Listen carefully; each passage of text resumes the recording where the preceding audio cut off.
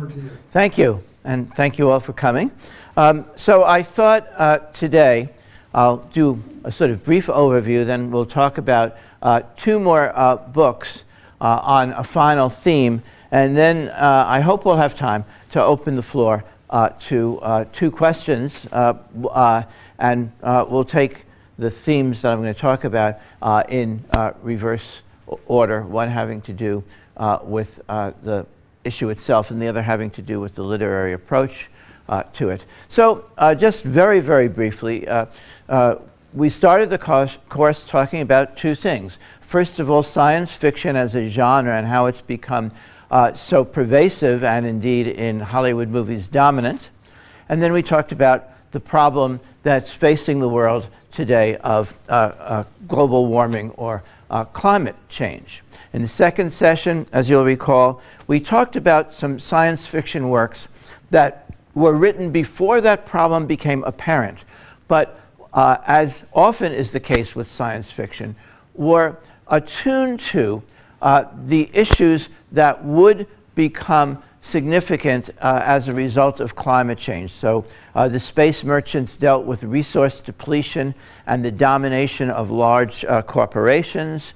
And The Drowned World gave us an image by J.G. Ballard, gave us an image of what a world might look like that was inundated as a result of heat, although in that case it was from natural causes. Do Androids Dream of Electric Sheep gave us an image of a world where basically animals are all extinct as a result of environmental stresses, although the environmental stress there seems to be something like some sort of nuclear war.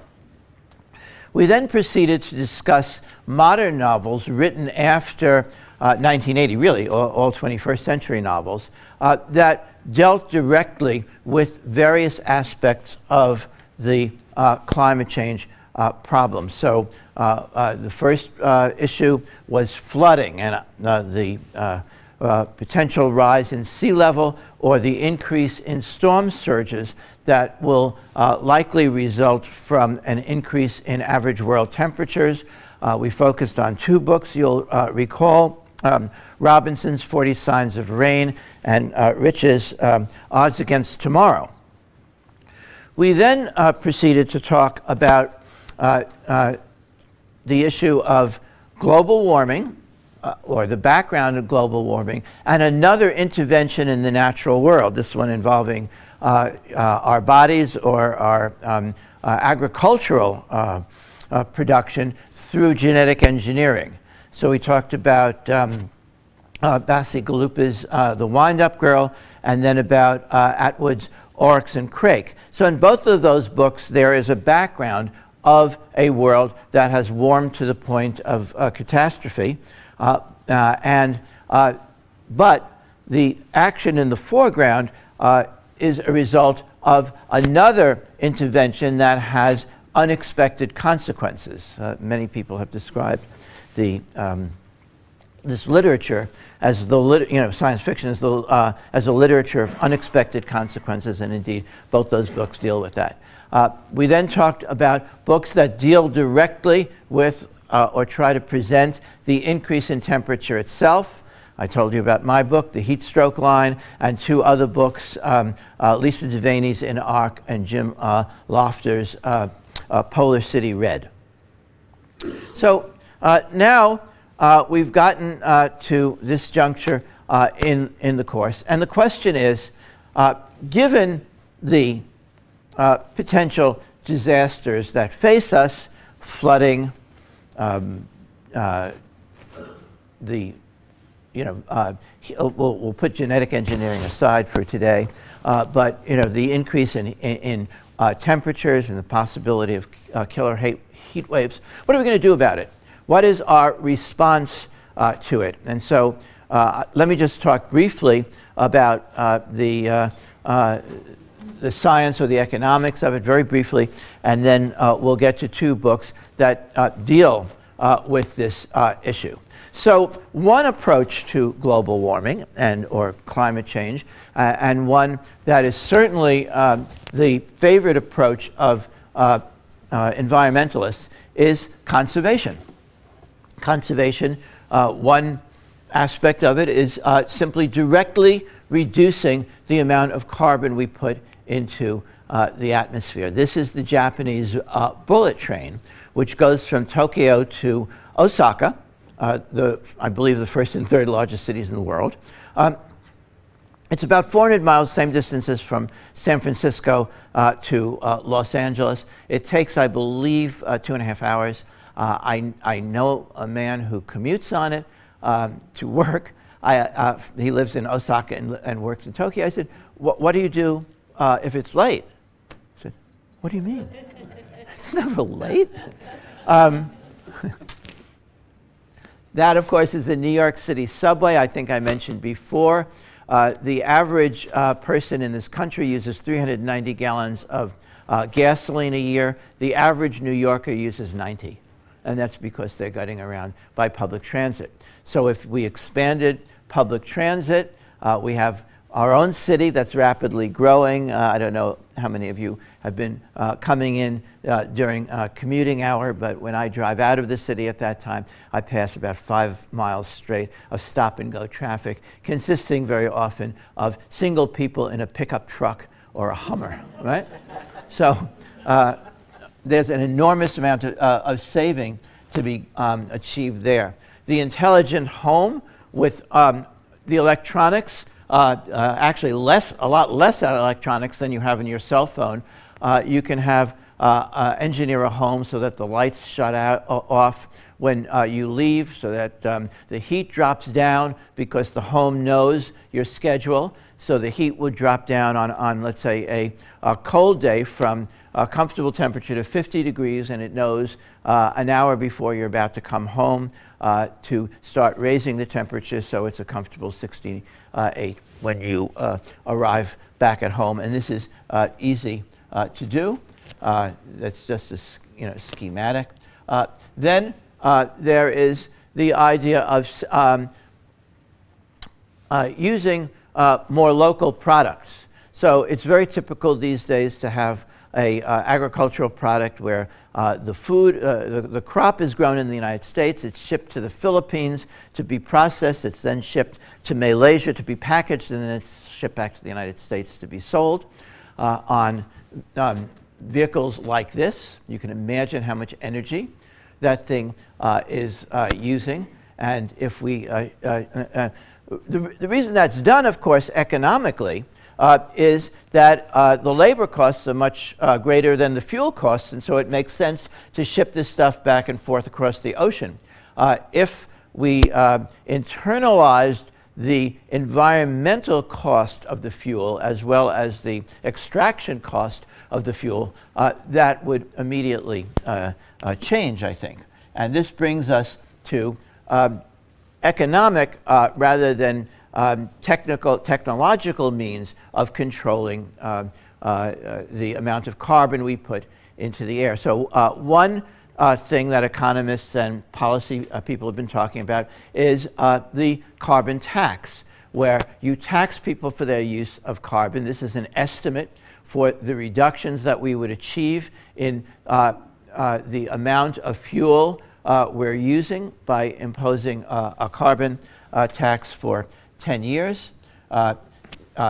This is an actual graph of the use of fuel in British Columbia, which has a carbon tax. So as you can see, it's a ecologically oriented place. It was already below the energy consumption for the rest of Canada. It was trending down a little bit, but that, the rest of Canada has trended up since 2008, while British Columbia has trended dramatically down, and that's an actual consequence. Many economists prefer a cap and trade to the carbon tax, and that is where each user or maybe each sector is given a limit. And if you are below your limit, you can sell your allowances. If you're above it, you're going to have to buy them. And the consequence, of course, is once again, like the tax, that you harness market forces to essentially adjust people's behavior and give them an incentive to re-engineer, an economic incentive to re-engineer their factories. A second approach is alternative energy. In other words, the idea is, okay, we're going to use the same amount of energy. That's not to say that the two can't be combined, and in fact, environmentalists want them to be combined. But another approach is alternative energy. This is at a U.S. military base in the Southwest that's being powered very heavily by solar energy. And of course, it can be done residentially as well. And even in temperate or cloudy climates like this one, you can, it's easy to heat all the water in your home with solar energy, and in many places to provide the full electric, particularly when you combine it with other elements of intelligent homes. Wind, obviously, is another thing that if you, this illustration shows, you can see a house at the bottom there, so you can see the scale of this. I think this is Altamont Pass in California. You can also put, this is an artist's rendering, you can also put them off land in shallow seas and avoid using up land for this purpose. But of course, both solar and wind energy put zero carbon into the environment, and they're completely clean.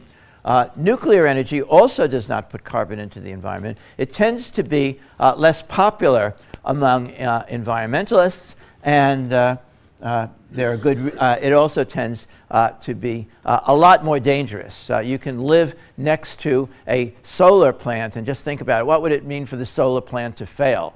Well, whatever it means, it probably wouldn't affect you, right? But this is Chernobyl, and there are many poignant pictures of that community as a result of that. Incidentally, this artist rendering is for the plan to use wind power to replace the Fukushima nuclear plant in Japan, because that too failed. And then, of course, there's the possibility of fusion. You can essentially you can make energy out of seawater using a fusion process. We don't have the, unlike nuclear fission, we don't have the power, we don't have the technology to do that yet, but it's hardly unimaginable that we'll develop it. People have succeeded in creating small fusion reactions in their basements. That's a few, a small one. We don't, so we can do it actually, and of course a hydrogen bomb is a fusion reaction, but we don't know how to control it for commercial purposes yet. Now, a whole other set of strategies involves what's called mitigation. That is to say, you don't, instead of reducing carbon emissions, what you do is you find a way to deal with the carbon emissions such that they don't contribute to the greenhouse gas effect that we've discussed before. And this will get us close to the books we're going to discuss. Environmentalists are quite ambivalent about this. And I think one of the reasons is concern that people who either deny climate change or are fighting against any of the conservation measures for self-interested reasons, like the energy companies, might be more than willing to say, oh yes, let's mitigate, we'll keep pumping carbon dioxide into the atmosphere, and sooner or later we'll figure out a way to take it out. On the other hand, the scenario for getting ourselves down to a point where we're no longer increasing the temperature is are somewhat unrealistic. It seems very unlikely that we will be able to stop this process from raising the temperature to some extent, and it's not clear when we will get it under control to the point where we're not raising the temperature further.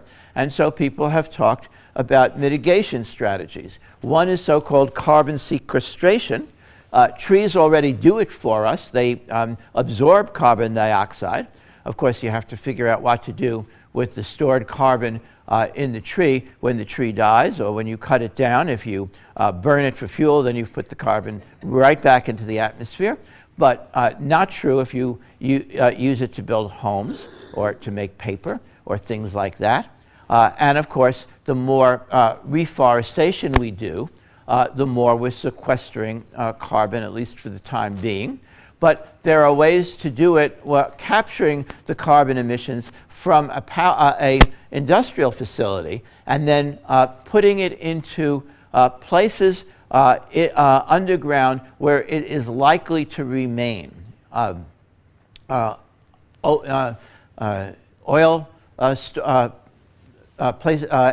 Geological formations from which oil has been removed. There are ways to even put it down at the bottom of the ocean. People have been exploring this, we can put them in deep aquifers way below the level of anything that people use for getting water. And so people have been looking into this as a strategy. Also, there are proposals to reflect more light. Recall that the whole issue starts with the 240 watts of power that's coming down to each square meter of Earth, of the Earth on a steady basis from the sun. That's what the Earth has to radiate. And when greenhouse gas stops that, makes the radiation process harder, the Earth has to warm up in order to keep radiating. As it is now, 100 of those watts are reflected off the atmosphere and never reach the Earth, so have no effect on global warming. And there have been proposals to seed clouds, which would reflect more, or to put particulate matter into the atmosphere, or to put giant reflectors into orbit as a way of increasing the reflection. As I mentioned before, science fiction is the literature of unexpected consequences, and people who have looked at this have said, you know, sure, it might reflect more light if you start scattering particles, by massive numbers of particles into the atmosphere. But are you sure you know what that's going to do? And, and so there's a lot of skepticism about mitigation, that kind of mitigation. These two novels are novels that in one way or another confront the mitigation issue. And so I thought they would be useful ways to end our discussion of climate change science fiction. Ian McEwan's Solar and Jeanette Winterson's The Stone Gods. They're very different in tone. So when we talked about 40 Signs of Rain and Odds Against Tomorrow, those were very similar in tone. They're both highly realistic, ending in a flood. Oryx and Crate and the Wind-Up Girl were also paired because they were very similar. They both sort of predict a very grim future and combine global warming with climate, with genetic engineering. And then there's a certain similarity between my book and the two others I mentioned about, although the other two deal with refuges from the heat, and I deal with a situation where the heat is at its worst, namely the South, where we are. These two books are completely different in tone. McEwan's book is a highly realistic book. It's similar to, let's say, Robinson's book or Rich's book, but even more so. It involves a man who has won, Michael Beard, who has won the Nobel Prize, and he is now a middle-aged man, and he is in a condition of demoralization or despair. he no longer is working very effectively, although, of course, he's fully employed and indeed lionized because he won the Nobel Prize. You get the impression through his own ruminations, and the book is told entirely through his perspective. It's in third person, but it is third person point of view. We see everything through Beard's eyes, and in fact in detail through Beard's eyes. But you get the impression that he won the Nobel Prize with one brilliant insight rather than with hard work. He just was working on a problem, and he had this flash of insight, solved a big problem in physics, and won the prize. Since then, he hasn't done very much gainful. When we meet him, he is trying to figure out how to get back or restore his relationship with his fifth wife, who he tells us is by far the most beautiful of any of his wives. She has, they're living in the same house, but she has basically completely broken off relations with him because he cheated on her with another woman. It turns out that he explains to her that when he tries to get back together again, that didn't mean very much because, after all, that was only one of the 10 or 12 women that he cheated with her on.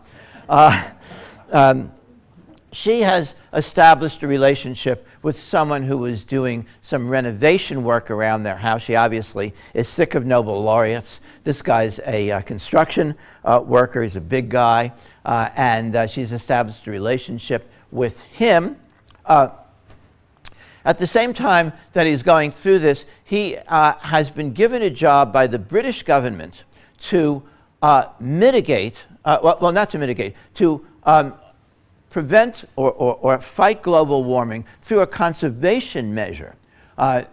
He's been given a team of people, and the team has proposed wind turbines on the top of all the homes in London. So it's a wind power system. He knows that this is not going to work, but he has basically no interest in this job, no interest in making it work. You know, he's just a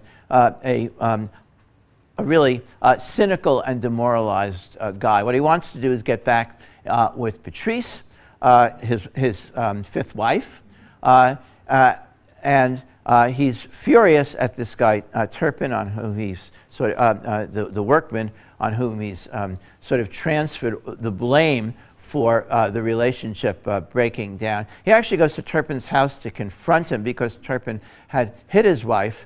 Turpin then hits him. He's a big guy. And he realizes that there's nothing he's going to be able to do about it, so he leaves. At his work is a young man named Tom Aldous, who is clearly a great, you know, maybe a genius, but certainly a very, very intelligent person. And Tom also knows that these wind turbines aren't going to work. But Tom has an idea to harness photosynthesis, the process of photosynthesis. This process by which carbon gets, oops, I just messed this up. Okay, it doesn't matter. I'm just going to go back. That's the end of the slide, so don't worry about it. But this process where sequestration occurs naturally by plants, so he says, well, why can't we harness that industrially and create ways of, artificial ways of capturing and sequestering carbon and thereby solve the global warming problem. And the basic idea is to create these big kind of solar panels, but instead of simply reflecting energy to a collector, which would then heat water up, which is the way solar energy works, what this would do would be actually absorb the energy. And that's, and what Aldous says is, you know, your work has inspired me. That's why I came to work at this lab, and I have a plan that can do this. Now, Beard, as a kind of a public relations project connected with this lab, goes off to on an ecologist trip to Spitzenbergen, way up north in freezing cold, to a lab that's set up there to essentially study the extent to which global warming is affecting the Arctic region. When he comes back, he gets home unexpectedly early, goes back to his home, and finds not his wife there and not Turpin there, but Tom Aldous, who it turns out is having a relationship with his wife.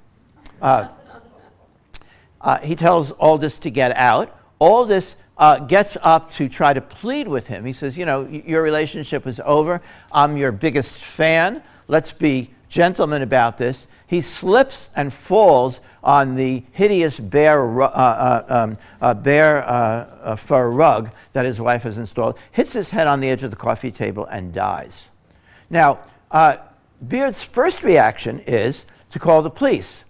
Then he realizes this is sort of a compromising position because there's his, everybody, you know, a lot of people know that he's trying to get back with Patrice, and there's his wife lying in a pool of blood in his home. So he gets a better idea. Remember, he's come back from Spitzenbergen unexpectedly. He goes to his office. Well, no, before he goes to his office, what he does is Turpin has left some work tools around. He takes Turpin's work tools very carefully, not to put fingerprints on them, puts them next to Aldous's body, goes back to work, and then calls, basically calls the police. And he shows up at his house, he calls the police, and he's left enough clues so that it is absolutely clear to everybody that Turpin was the one who killed his wife, killed Aldous after his wife had switched from being Turpin's lover to being his, being Aldous's. So up to this point, we have gotten the feeling that this is a demoralized guy, he's a depressed guy, he's somebody who's pretty cynical. But at this point, it sort of becomes clear that he's a real sociopath. He then goes and he goes to Aldous's desk at the lab, takes Aldous's papers, backdates them, and puts his name on them. And then he creates a company that's going to market this means of carbon sequestration that Aldous has invented. And you know, the book proceeds then to describe other aspects of this man's life as he tries to get this company organized. Now, in terms of the feel of the book, there's a lot of virtuoso, hyper-realistic writing in this book. There's like a 20-page segment, and some of it is quite funny and very well done. There's a 20-page segment up in Spitzenbergen when he gets on the snowmobile to go out on the trip. He's already in his suit, and he realizes he has to take a piss. So at first he thinks, I'm not going to, you know, get out of the suit. And then finally he can't stand it anymore. He sort of jumps off the snowmobile, runs off, and proceeds to freeze his penis because it's like 20 degrees below zero. And ultimately, you know, and that's an important organ for this guy, as you've discovered by now. So ultimately, he's able to resolve this. But the description, I mean, it's very well done and very funny. There's a description of him getting off an airplane, waiting on the line, you know, to go through customs, and having the experience that so many of us have of being, you know, we chose the wrong line. You know, those guys are moving much faster than we are. And so, again, you get these very elaborate, detailed descriptions of ordinary life. There's another scene where he has some like potato chips. He's on a train. He thinks he's put them in his pocket. He thinks he's taken it out, and he's eating them. And the person sitting opposite him starts eating his potato chips. So the two of them have a confrontation where they're each eating the chips, and he's feeling very righteous about it. And then, as he gets off the train, he puts his hand in his pocket and realizes his chips are still in his pocket. So. But those kinds of description are done with a intense eye to the ordinary vicissitudes of life. And the way this man, just has a kind of a not only cynical, but really self-effacing attitude toward himself. He realizes he's a screw-up. He realizes he does a lot of things wrong. And these elaborate descriptions sort of bring us into his view of himself in that way. Ultimately, Turpin has been put in prison for an extended period of time, gets out on parole because he's been a model prisoner. After all, he's not a criminal, remember? So he gets out of prison and he goes to find Beard. He does not think that Beard is responsible. He can't figure out exactly what happened. He thinks Patrice betrayed him and that she set this up this way. But he goes to find Beard to get an explanation, which Beard is unwilling to provide. Beard, at this point, has had a new relationship with a beautiful woman named Melissa, and they've had a child because she got pregnant and she refused to abort the child as he demanded. She's had a child, and Beard's attitude toward her is, guess what?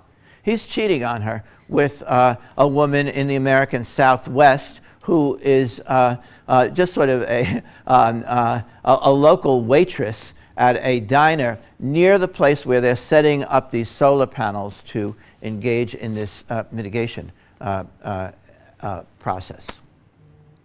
By the end of the book, his whole world has come crashing down on him. Someone has discovered that the whole process that he's developing on which his company is based was actually stolen from Tom Aldous, because it turned out that Tom Aldous, the young man who died in his house, did produce other papers unbeknownst to Beard. And his heirs have hired an attorney to sue Beard when his business partner, who previously admired him, he's a Nobel laureate, is the inventor of this process, realizes that in fact he's stolen it and that the whole business enterprise is going to come crashing down. He turns on him and, with fury. Melissa shows up in the Southwest only to realize that there's another woman involved. And furthermore, Beard seems to have some kind of cancerous growth on his hand that he's not dealing with. At the end of the book, as he looks at Melissa and thinks about his child, his heart begins to swell. We don't know whether it's with love or whether he's about to have a heart attack. But the latter is a good guess given what kind of person this man is. Now, an interesting question is, why does the author choose to combine a really disreputable narrator? I mean, you can, in terms of the readability of the book, it's an entertaining book. You have to be willing to read about a truly unpleasant character, and he makes Beard, it's quite clear by about a third of the way through the book that you're reading about someone you would not want to have dinner with. In fact, you probably wouldn't want to stand next to anywhere. That this is a really despicable human being in almost every possible way. But he's engaged in something that he truly believes will be a benefit for humanity. He truly believes this process, and we have no reason to doubt him. First of all, we're given access to his thoughts, so we know he believes it, and we know furthermore, he might not have invented it, but he sure knows enough to know that it's at least a plausible solution, that this is really good, that this really might work. And again, we're never invited to doubt this man's intelligence in any way. So what is this juxtaposition? What is the author saying? Is the author saying to us that really this whole mitigation effort is something that represents a moral failure on our part? I mean, one of the problems with Beard is he simply cannot control his impulses. He's getting fatter and fatter and fatter as the book proceeds because he just can't stop eating the food he likes, even though he knows it's bad for him. He just can't stop cheating on women, even when he's in love with them. Patrice is someone he really wanted to maintain his relationship with. Melissa is 20 years younger than he is. He knows he's never going to get another woman who's as devoted to him and as beautiful as she is. But there he is, cheating on her with this grungy-looking waitress from a diner. He just cannot control his impulses. Is this who we are? Is this what our society is?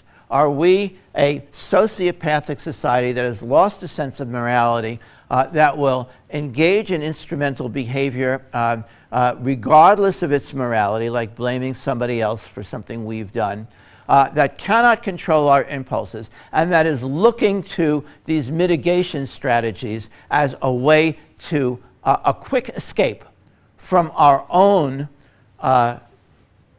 problems and our own inability to control ourselves? And it's not going to work. At the end of the book, Turpin probably smashes all the all the solar panels, so the demonstration isn't going to go off. The lawsuit is going to go forward, and Beard is going to die. So, we're left with this sense that a kind of a warning.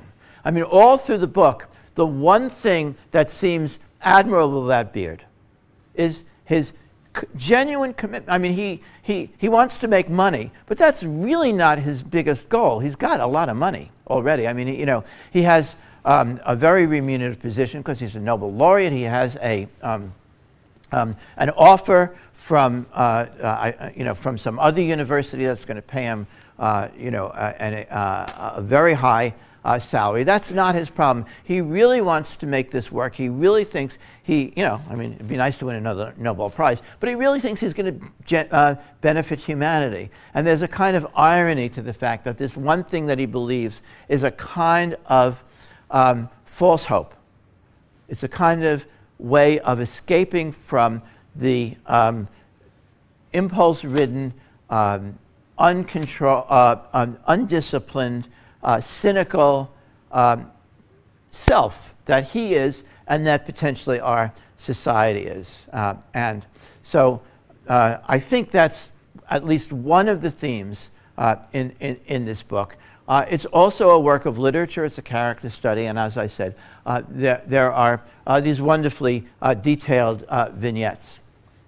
I'll be briefer with the second book, and that's Jeanette Winterson's The Stone Gods.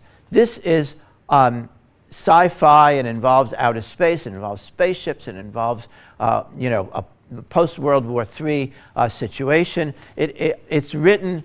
Some of it is has a cyberpunk feel to it. There isn't. Nothing feels realistic. There is no effort to depict our world. Rather, it's imaginative science fiction. It deals with a different kind of mediation. Can we escape? Can we find a new planet to occupy that will be free from these environmental problems? And this is, of course, a theme that has been sounded in a lot of other science fiction work these days. The whole idea of planetary exploration used to be, oh, let's find interesting places and interesting people. Now it is, let's get off this horribly polluted planet that we've ruined and get to some place where we can start anew. And that's what happens at the start of the Stone Gods. So we're way in the future, and clearly a highly technological advances, including space travel and other things I'll mention in a minute, way beyond our own possibilities. And a new planet has been discovered, the blue planet, which is pristine and will support human life and is available, is reachable. We found it. They have found it. And so the idea is that there's a mission that's been sent there and explored this planet, has come back to home, which is now called Orbis, and they're now going to send out some further missions to colonize it. The main character is a woman named Billy Crusoe, okay? And she's been asked by her employer, as she's a reporter, to interview one of the people who's returning on this exploratory ship. That person is Spike. She is a robot. And she has a number of skills, but her main one was that the other people on the expedition were men, and so she's there to satisfy their sexual desires on this long journey there and back. And she explains to Billy that she has used up 4 artificial vaginas in the course of this trip there and back. Now I want to pause for a second because this is sort of interesting. In the robots, of course, are one of the most basic elements, one of the most common things in all of science fiction. They're almost, they and the spaceship are almost the 2 iconic images of science fiction. But robots used to be pretty asexual, like R2-D2 still is. But the sexualized robot or artificial being has become an increasing theme in modern science fiction. We've already met that once. Remember the wind-up girl. She is a sex toy, and that's what she was designed for. Spike is a lot more than that, but she is also that. And so the question is, what's happened? Why the change? So one thing is the audience. There's an expression that the golden age of science fiction is 12. That is to say, people became fans of this genre when they read it as 12-year-old boys. And for a long time that was true. And so the authors had to write things that 12-year-old boys' mothers wouldn't take away from them. Maybe they weren't happy about it, but they would be able to say, oh, thank God, at least he's reading, right? As opposed to, oh my God, what is that filth, right? So it was pretty clean stuff in the old days. Second change, of course, is that women have started to write science fiction. All the writers of science fiction in the so-called classic or golden age of the 40s and 50s and into the 60s were men. Now I would say women are at least equal to men in terms of this generating this literature. I think maybe that more in the last 20 years, more women than men have won the Hugo, which is the annual award. So you start getting women's themes, and one theme, of course, is this issue of men regarding women as sexual objects and women trying to escape from that. The wind-up girl definitely tries to do that, and you'll recall she actually kills a group of men who have been exploiting her as a sexual object, which essentially generates the conclusion or the denouement of the book. Spike, although she understands fully well why she was designed, is also a very intelligent, resourceful being. She escapes from the place where she's being held for debriefing, and stows away on the next voyage to this newly discovered planet. So she rebels against this usage of her, and on the next voyage out, she's a member of the crew. She is definitely not a sex object anymore, and in fact, she's the ally of Billy, so that she has freed herself from that role. So there's the feminist image. A third thing is, I think, a change in historiography. The golden age of science fiction was corresponded to the golden age of the Southern School of history about the antebellum period, the so-called moonlight and magnolia image of the South under conditions of slavery, weirdly enough centered at Columbia University in New York. But of course, modern historiography has rejected that and presented, and of course you see it now in films like 12 Years a Slave and Django Unchained, and pointed out the sexual exploitation that was involved in the whole process of slavery, the discovery of Thomas Jefferson, you know, someone who high schools are named after, right? Turns out to have sexually exploited his slaves. And of course, the word robot means slave.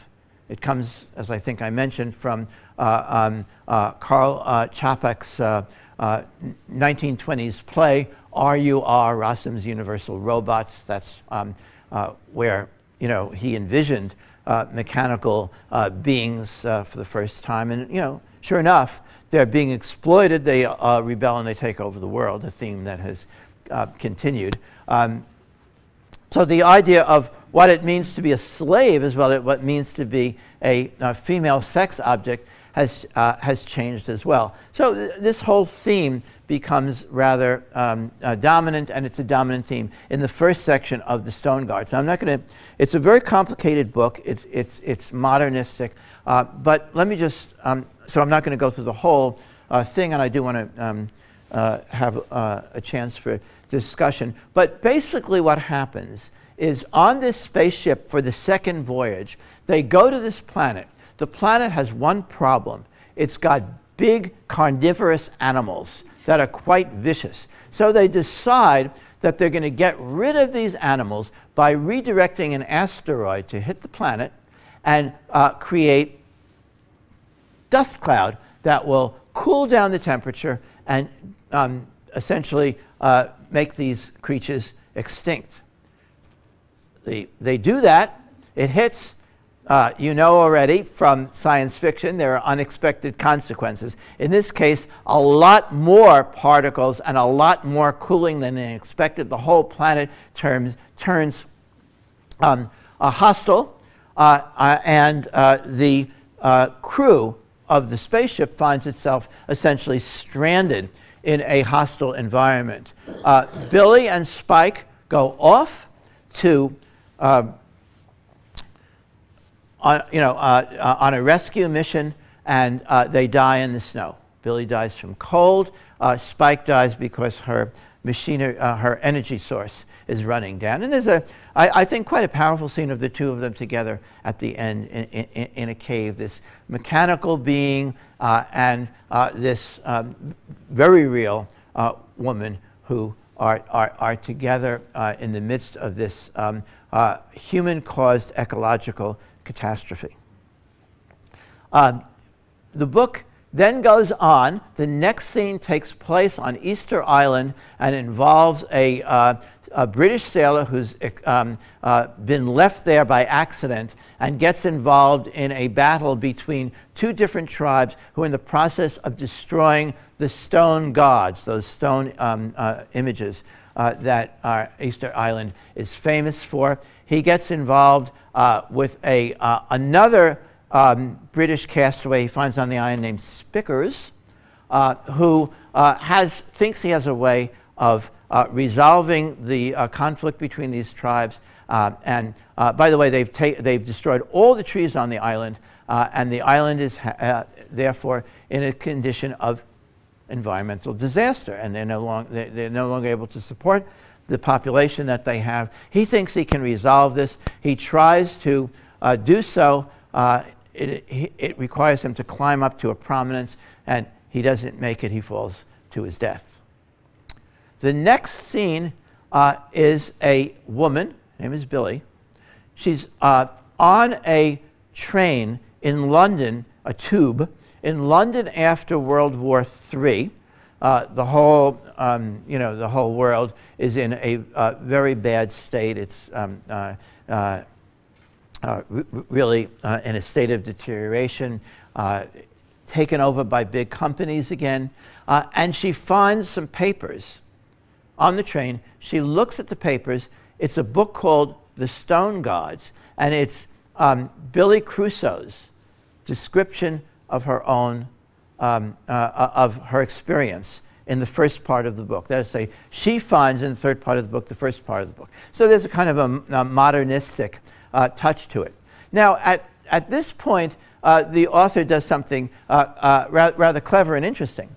You suddenly realize that you sort of took for granted the fact that the name, that the Earth had been renamed Orbis way in the future. You now realize that Orbis might have been a different planet, and that the planet that they found and whose environment they destroyed might have been Earth. That is to say that this asteroid that they directed might have been the asteroid that 65 million years ago caused the extinction of the dinosaurs, that was not a natural event, but not human beings, but beings very much like ourselves, who thought they were going to improve this planet and use it as a means of escape, and in fact destroyed it. And so now, having found this book, she's in a world that has destroyed itself again, this time by nuclear war. So you have this sense of reiteration, and of course, in miniature, that's what happened on Easter Island too. The people destroyed their environment. So there are these different ways. Overpopulation and global warming destroys Orbis. Overly ambitious mitigation destroys the blue planet as a possible refuge. The old-fashioned deforestation and overuse of agricultural land destroyed Easter Island, and nuclear war has destroyed what is in fact this planet after it recovered from what the Orbis aliens did to it. It's just the opposite of McEwen's book. Everything is weird. You never know what's happening next. It's quite hard to follow. By the end, you're not sure exactly what's happening. But it's a very imaginative and interesting book with also some very good writing of a very different sort.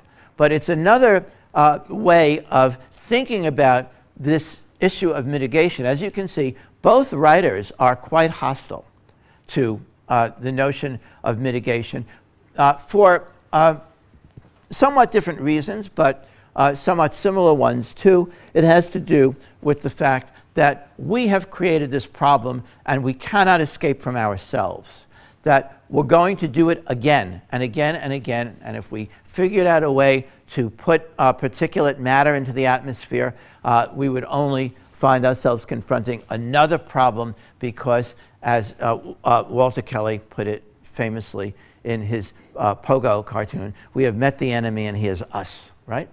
Okay, so with that, I thought in our last time I would just open the floor to your thoughts and taking them in reverse order, maybe just get your sense of how you feel about this crisis. Is it real? Is it something we need to deal with? And then secondly, is literature a good way to deal with it? I mean, we're not going to decide whether it's good to put particulate matter into the atmosphere or to sequester carbon, but what about literature as a way of getting our society to confront this and think about it? So what do you think? Is it a problem? Is it something we should be, we be dealing with? I sometimes think that I feel pessimistic that our politicians are not going to deal with scenarios like in your book, and that will be disastrous. So is there any reason to believe that we will avoid that disaster?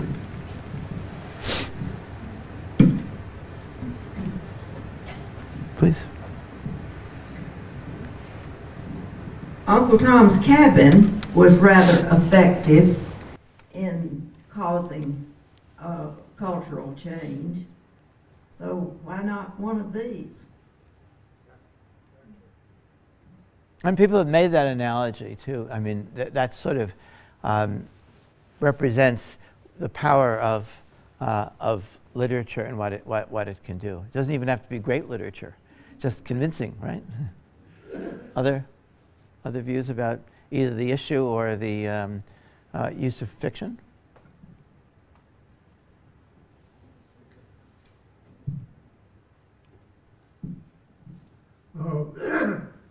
It's always surprised me on this subject of climate change that the one obvious solution to the problem gets very little discussion in public or in political world or in world forums, and that is population reduction. That's a very straightforward way to solve the whole problem. And yet, it doesn't seem to enter into the public dialogue. And I've missed a few of your sessions, but I didn't detect much of it in the literature or any hints of it. Still puzzles me as to why we don't take that seriously. There was, that's interesting. It's an interesting point because that was a focus of some of the dystopic literature at an earlier time. The focus was very much on how crowded the Earth would be. That theme is present in the Space Merchants, and there are a number of fairly well-known science fiction books. The one that was the base of Logan's Run, which is a film, a book by John Brunner called Stand on Zanzibar, and a number of other books that dealt with the issue of overpopulation. I think what's happened is that people have realized that this image of the world where we were all, so crowded that there would be no open space is not really realistic. That even very heavily populated countries don't look like that. Even Bangladesh doesn't really look like that. And that the problem with population, as you say, is resource depletion. The amount of natural resources that are being consumed, and then the amount of energy that's being produced. And you'll recall I did show that chart that the average human being generates 100 watts of energy. The average person in Bangladesh using fuel is using 300. The average person in China, 3,000, and we 10,000. So that is a way in which this sort of population issue has been translated into the resource issue. And I would say there's been a shift in the literature reflecting a different way of thinking about population. But you're absolutely right. Population is a concern. And for a while, I think people thought that was solved, that we would reach stability or ZPG around 2050. And now people think, as they look at population trends in Africa, that that's not going to happen. Well, in solar, I think one of the things that McEwen accomplished for me is that the main character is shown to be a despicable cad and a thoughtless consume and discard. Right. Outstandingly including women, and he would have had the child aborted. And to me, the end is hilarious, where all his mistakes and misuse of other people converge, and the rightly enraged contractor destroys the panels. The women and the last two of the women, I think, and the child converge on him in the restaurant, and it's like all his sins, Yeah. all his sins have converged to use him up and discard him. And what do you think, do you think McEwen has a message about the issue that pervades the book, this issue of coming up with a solution to global warming? I mean, do you think he's trying to say something about that that gets to our theme? Don't steal other people's research. a good note. And don't frame them for murder, I suppose, as well. Yeah.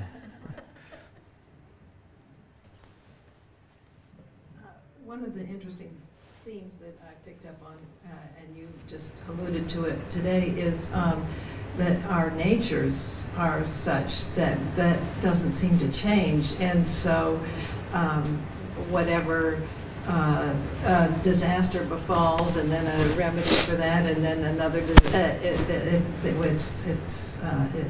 if there is a solution to this climate business, we'll go ahead and do something in the future that will have the subsequent. Yeah, and I think that's a theme that it links these two very different novels. Yeah. I may be saying the same thing that Lenore just said, but and when the gentleman spoke of decreasing the population, or at least not increasing, I very much agree with that. But I think people just are trying to not be told what they can do. And I don't think that's inborn. I think that's an attitude. So we reduce the population, and then so many people sit back and say, oh, well, then I can abuse it in this way because we've taken care of it in that way. That's just very, very frustrating to me.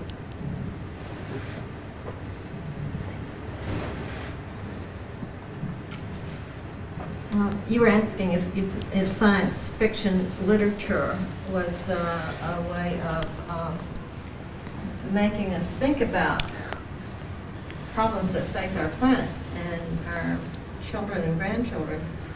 And I think it does. I think that sometimes, I mean, I thoroughly enjoyed McEwen's book, and I'll have to be honest and say I enjoyed the hilarity of it and his writing. It's probably more than I did the scientific part. But that's amusing, that's entertaining. But what I wanted to ask is whether you think that nonfiction like Ted Koppel's Lights Out can wake anybody up or wake enough people up. But unfortunately, I agree with this gentleman back here that our politicians seem to be, if not useless, the closest thing to it. Or Naomi Klein's book. Yes.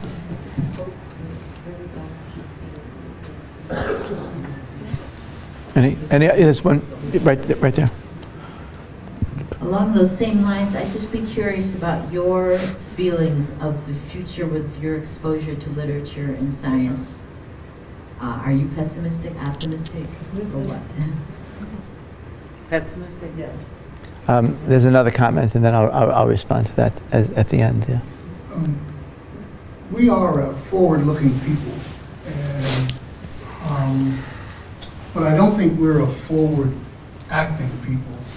It's sort of like the intersection that you know needs a traffic light, and people see what is happening. They know what's going to happen. But until it reaches that incident that makes us reactionary, nothing is done. And I'm not pessimistic, but somehow I know that we have to become forward-acting people to find a solution.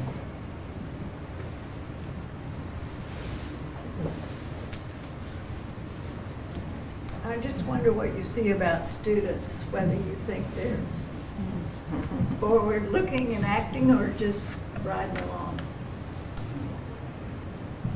I think there's one other comment. Oh. Yeah, this isn't literature, but the movie WALL-E.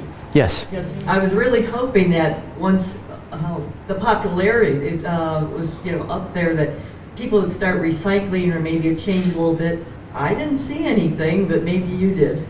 Okay, well, let me pick up on that and respond to the question. Actually, I think Disney has had an enormous effect on people. I think for many years now, Disney has, as a dominant theme, talked about kindness to animals and concerns about the environment. And I see it in my students, I've seen it in my children as well, that kind of, and it is literary, it's a film, but it's fiction, but that kind of fictional imagination can be enormously persuasive. Some people will be reached by nonfiction, and some people are open-minded, or some people are so inclined. I must admit being astonished at the strength of the climate change denial movement or process in this country, and it is not reflected in other countries. So you can't say, oh, this is an unwillingness to confront the future, and this is an unwillingness. There's something in our own culture that's generating this, and generating this almost uniquely. We are the impediment to a worldwide policy. And when at the Paris conference, a lot of the discussion was about what can we do to circumvent the U.S. Congress and make progress in this area. I'm in fact giving 2 presentations this spring at academic conferences where I'm trying to sort out this issue of climate change denial. So I see the problem, and I study policy, and that's what I teach, but I really see the problem as a problem coming from civil society and having to do with our underlying mentalities. And that's really what fiction can speak to. I think the body of literature and its reflection in film now has begun to speak to this generation. The problem is it's going to take time, and we don't have a lot of time. So there's a balance in my own mind between optimism and pessimism. I think people's attitudes are changing, but I think they're changing slowly, and I don't know whether they will change in time.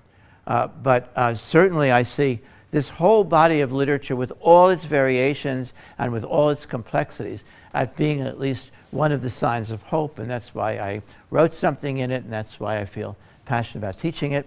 And I just want to thank you all for being such an attentive audience. Thank you. Nice hand for the Thank you. Thank you well.